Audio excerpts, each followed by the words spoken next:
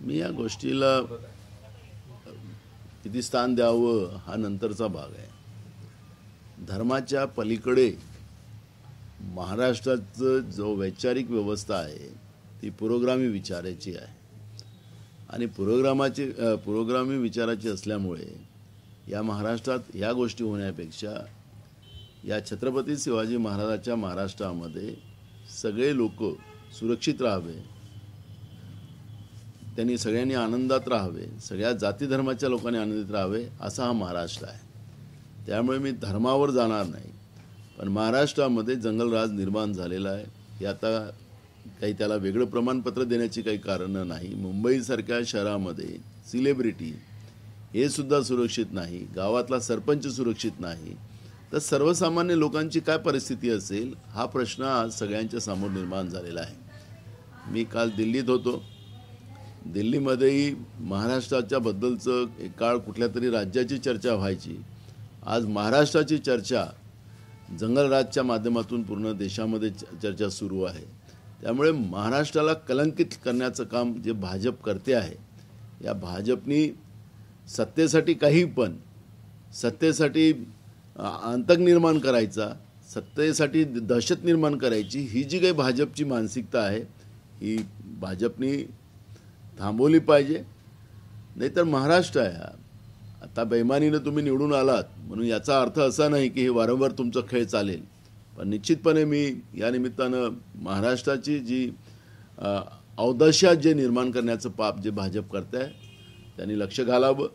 मी नुसतं एक गृहमंत्र्यावरच नाही तर पूर्ण सरकारवर आमचं, कारण की या सरकारमध्ये 65% दागी मंत्री आहेत आणि जेव्हा महाराष्ट्रातल्या मंत्रिमंडळातच 65% दागी मंत्री असतील तर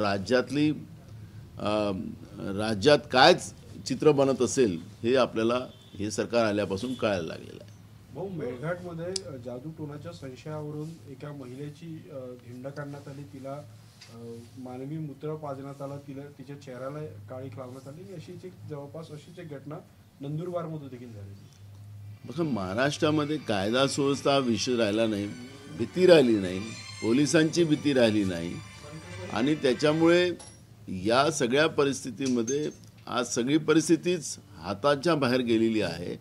पोलिसांच्या भरतीमध्ये सुद्धा पैसे घेतले जातात, मग त्यांच्या पोस्टिंगमध्ये पैसे घेतले जातात, IPS पासून सगळ्यांजवळून पैसे घेतले जातात आणि अशा परिस्थितीमध्ये या पद्धतीची जी काही आज मानसिकता लोकांमध्ये झालेली आहे की आमचं कोणीच काही बिघडवू शकत नाही आणि त्याच्यामुळे जादूटोणा असेल की त्यांच्यावर हल्ला करणारी जी व्यवस्था असेल त्यांना कुठली भीती राहिली नाही, म्हणून हे सगळे प्रकार घडत आहे.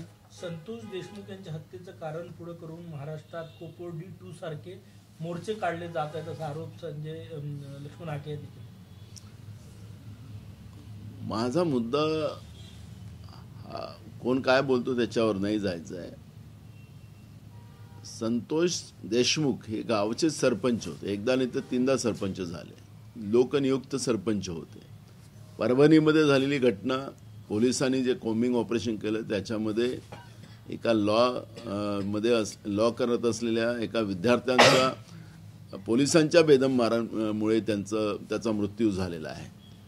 हे जे प्रकार महाराष्ट्रात घडते आहेत त्याला एखाद्या धर्माच्या किंवा जातीच्या आधारावर नेऊ नका अशी आमची विनंती आहे. ही जी काही मानसिकता या सरकारची आहे या मानसिकतेलाच आता सत्तेतून बाहेर काढणं हाच महाराष्ट्राच्या लोकांच्या हातात एकमेव शस्त्र आहे आणि त्याच्या आधारावरच ह्या सगळ्या गोष्टी व्हाव्यात. कारण की आज महाराष्ट्रामध्ये याच सरकारने मराठा OBC एक वाद निर्माण केला. आता OBC मराठा वाद निर्माण केल्यानंतर महाराष्ट्रातली काय परिस्थिती झाली की मूळ मुद्दे जे जनतेचे होते त्याच्या शेतकऱ्यांच्या शेतीचा मालाला भाव मिळू शकला नाही. शेतकरी मोठ्या प्रमाणात आत्महत्या करत होता. शेतकरी हे कुठल्याही एका जाती धर्माचा नसतो, शेतकरी हा सगळ्याच जाती धर्माचा असतो.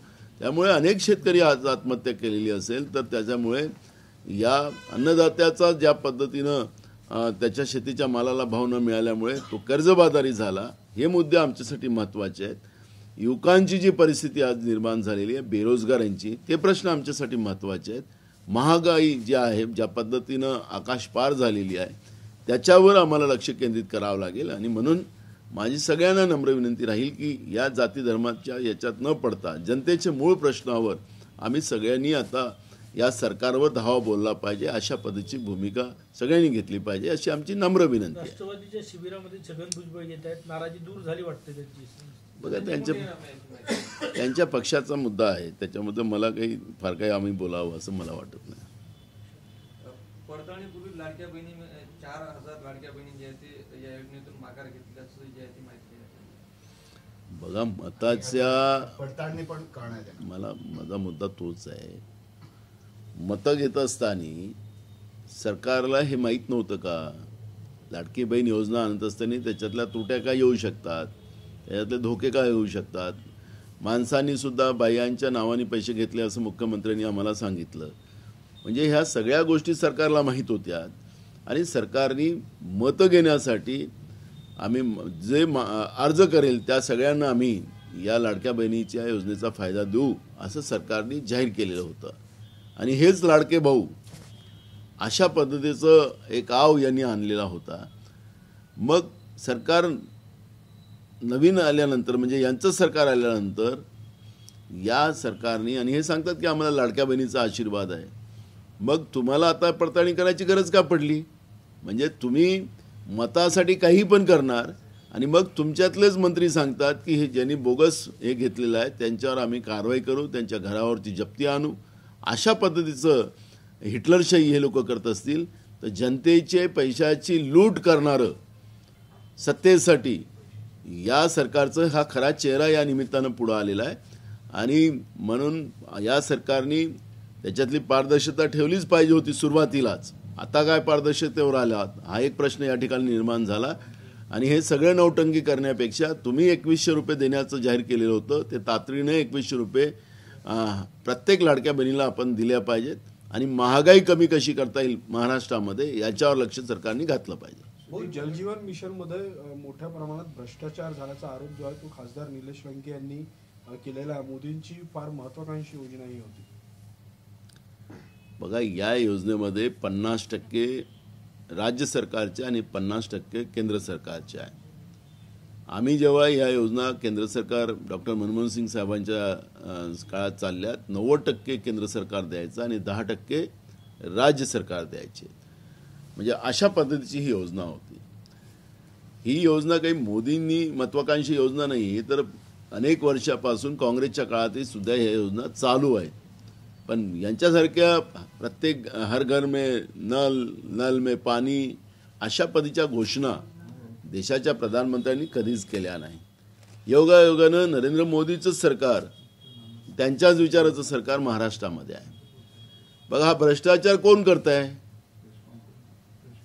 मोदी सरकार करते आहे की राज्यातलं फडणवीस सरकार करते आहे?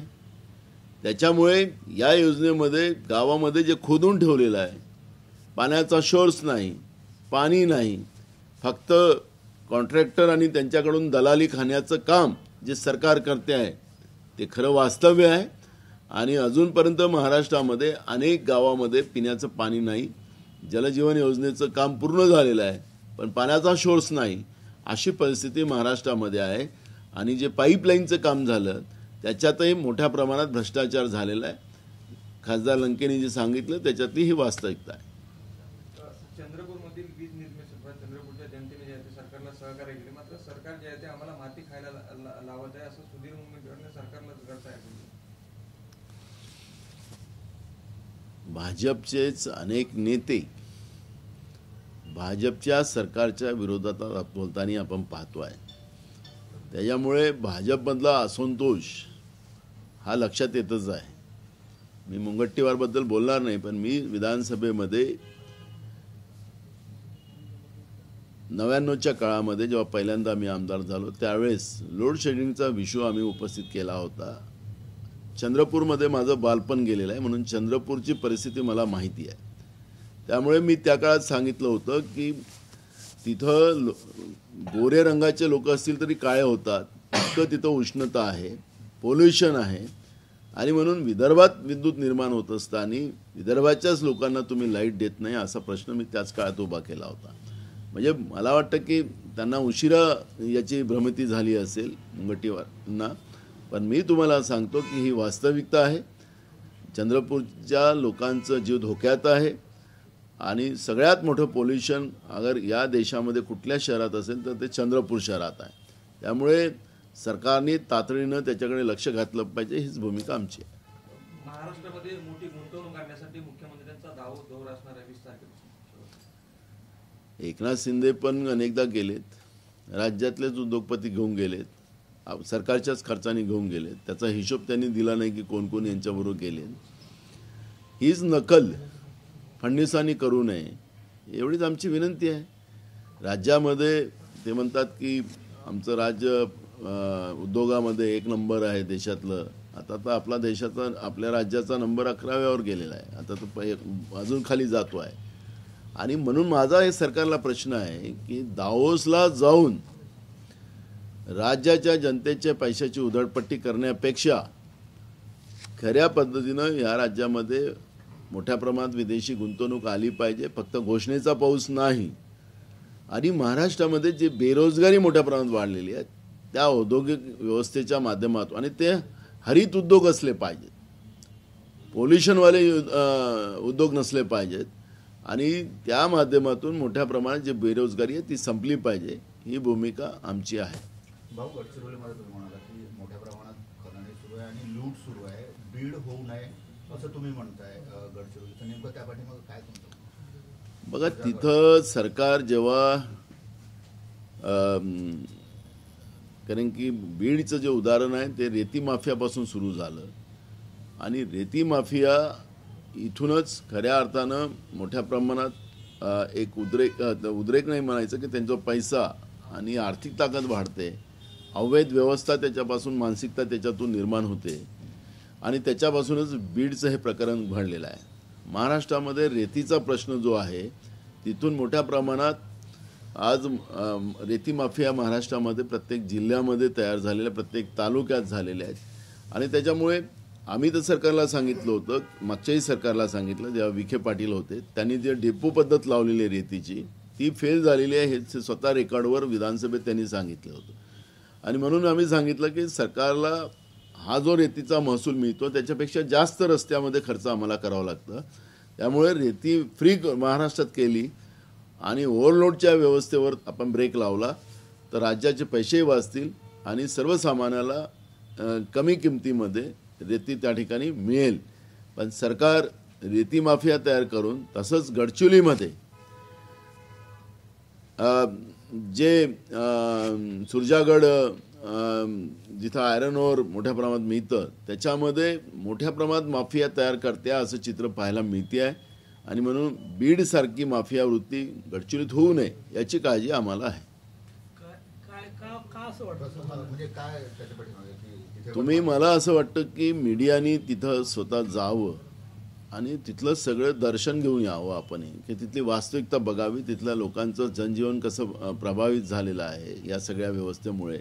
त्यामुळे हे सगळं पाहिलं तर तुम्हाला वास्तविकता पूर्ण देशाला दाखवता येईल. भाऊ, आजपासून संघ राज्यातल्या मंत्र्यांचा 2 दिवसाचा वर्ग घेणार आहे. तुम्हाला काय आक्षेप आहे संघ? आम्हाला काय आक्षेप राहायचा? पण मूळ प्रश्न आहे की आता अलीकडे देशाला स्वातंत्र्य मिळालेलं आहे, त्याच्यामुळे मंत्र्यांना ते ट्रेनिंग देत असतील.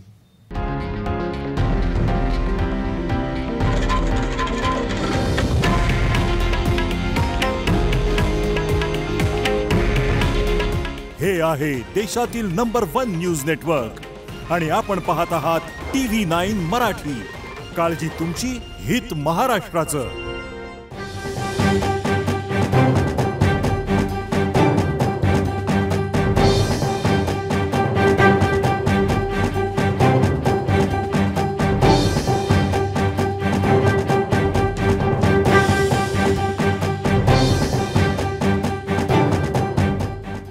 दिशा कॉम्प्युटर इन्स्टिट्यूट घेऊन येत आहे कॉम्प्युटर प्रशिक्षणातील सगळ्यात मोठी discount offer, big discount days.